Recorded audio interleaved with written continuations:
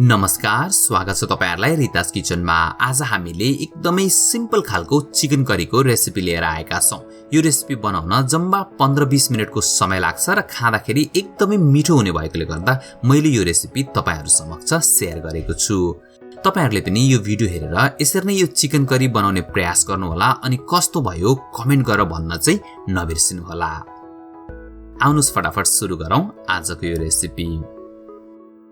आजको रेसिपी बनाउनलाई सबैभन्दा पहिला त ठूलो खालको 2वटा प्याज लिनु होला अनि प्याजलाई एकदम मसिनो हुने गरी काट्नु होला। त्यसो गर्दा प्याज राम्रोसँगले ससमा मिसिन्छ।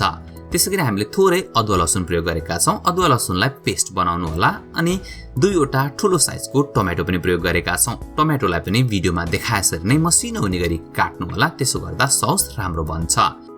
हामीले यहाँ 3-4 वटा खोर्सानी पनि प्रयोग गरेका छौं। मन पर्दैन भने नहाली पनि बनाउन सकिन्छ।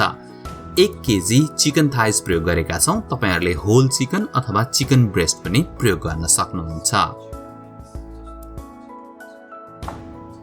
आगोमा फटाफट एउटा कराई बसाल्नुस् अनि कराईमा 1 देखि 2 ठूलो चम्चा जति तेल राखेर तेललाई राम्रोसँगले तताउनु पर्ने हुन्छ। तेल तातिसकेपछि यसमा हामीले थोरै गरम मसला प्रयोग गरेका छौं। हामीले यहाँ 4-5 वटा ल्वाङ, त्यसैगरी एउटा सानो टुक्रा दालचिनी र 5-6 वटा सुकमेल पनि प्रयोग गरेका छौं। यी सबै गरम मसलालाई तातो तेलमा राखिदिनुस् अनि त्यसपछि यसमा हामी 1 सानो चम्चा जति जीरा अनि 3-4 वटा तेजपत्ता पनि एड गरिदिन्छौं। यदि तपाईहरुलाई मन पर्छ भने तपाईहरुले सुक्खा खोर्सानी पनि प्रयोग गर्न सक्नुहुन्छ। यदि पिरो खानुहुन्न भने खोर्सानी नराखी पनि बनाउन सकिन्छ।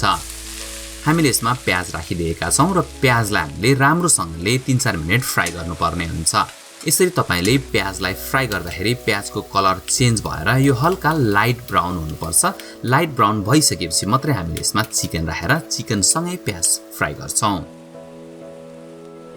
तपाईहरुले यसमा चिकन राखिदिनुस् अनि त्यसपछि आगोलाई चाहिँ मिडियम बनाइराख्नु होला, नत्र भने प्याज डढ्न सक्छ। चिकन राखिसकेपछि चिकन र प्याजलाई पनि तपाईले अर्को 4-5 मिनेट राम्रोसँगले फ्राई गर्नुपर्ने हुन्छ। त्यसरी फ्राई गर्दाखेरि प्याज गल्दै जान्छ र चिकनमा पनि एकदमै राम्रो कलर आउन थाल्छ। तपाईहरुले कहिलेकाहीँ चिकनबाट एकदम पानी निक्लेको पनि महसुस गर्न सक्नुहुन्छ। यदि त्यस्तो भयो भने तपाईले पानी सुकुन्जेलसम्म चिकनलाई फ्राई गर्नुपर्ने हुन्छ। हामीले यो चिकनलाई एकछिन फ्राई गरेका छौं र अब हामीले यसलाई एकछिन छोपिदिएर 3-4 मिनेट सानो आगोमा यसलाई पाक्न दिन्छौं।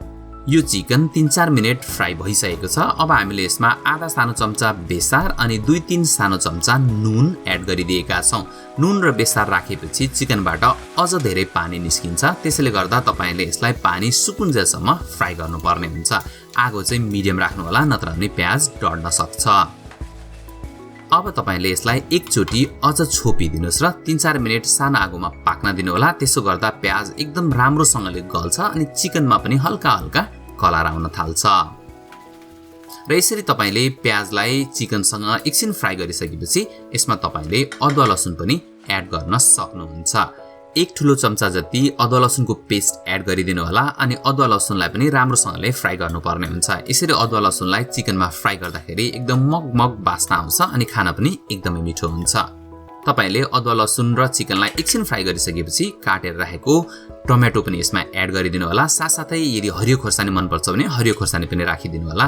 अनि यो प्याज, टमाटर र खोर्सानी चिकनको जुसमा पाक्दाखेरि एकदमै लतक्क परेको एउटा राम्रो ग्रेभी बनेर तयार हुन्छ र त्यो ग्रेभी खान एकदमै मजा आउँछ।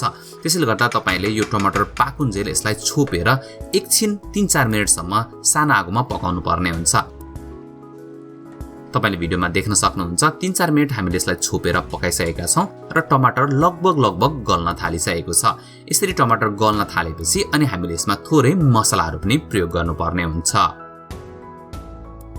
आज हामीले यहाँ 1.5 सानो चम्चा धनियाको धुलो पाउडर, 1 सानो चम्चा जीराको धुलो पाउडर अनि आधा सानो चम्चा खोर्सानीको धुलो पाउडर प्रयोग गरेका छौं।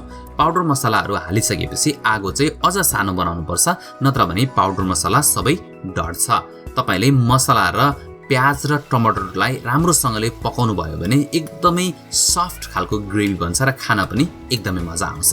तपाईहरुले भिडियोमा देख्न सक्नुहुन्छ सुक्खा खालको चिकन करी चाहिँ तयार भइसकेको छ। आज हामीले झोलवाला मासु पकाउने भएकोले गर्दा यसमा 400 मिलिलिटर जति पानी एड गरिदिएका छौं र पानी राखिसकेपछि हामीले मासुलाई एकपटक बिस्तारै चलाइदिनु पर्ने हुन्छ। यदि तपाईले यसलाई एकदम बेसगरी चलाउन थाल्नु भयो भने चाहिँ मासु सबै टुक्रिन जान्छ। तपाईहरुले देख्नु भएको होला कसैले मासु बनाउँदा हड्डी र मासु सबै झोलमा छुट्टिसकेको हुन्छ।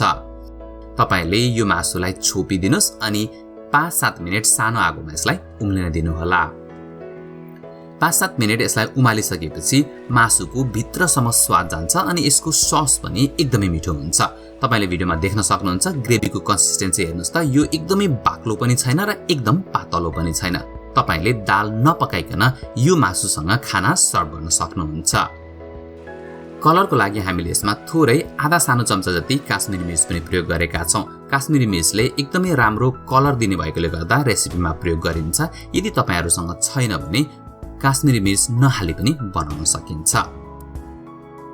यदि तपाईहरुसँग घरमा हरियो धनियाको पत्ता अथवा हरियो प्याजको पत्ताहरु छ भने त्यसलाई पनि मसिनो गरी काटेर तपाईले यो कुखुराको मासुमा राखेर सर्भ गर्न सक्नुहुन्छ। ल हेर्नुस् त हेर्दाखेरि नै खाऊ लाग्ने झोल कुखुराको मासु बनेर तयार भइसकेको छ। तपाईहरुले पनि यो भिडियो हेरेर यसरी नै कुखुराको मासु बनाउन सक्नुहुन्छ अनि त्यसपछि मिठो भए पनि नभए पनि हाम्रो भिडियोमा कमेन्ट गर्न चाहिँ नबिर्सिनु होला।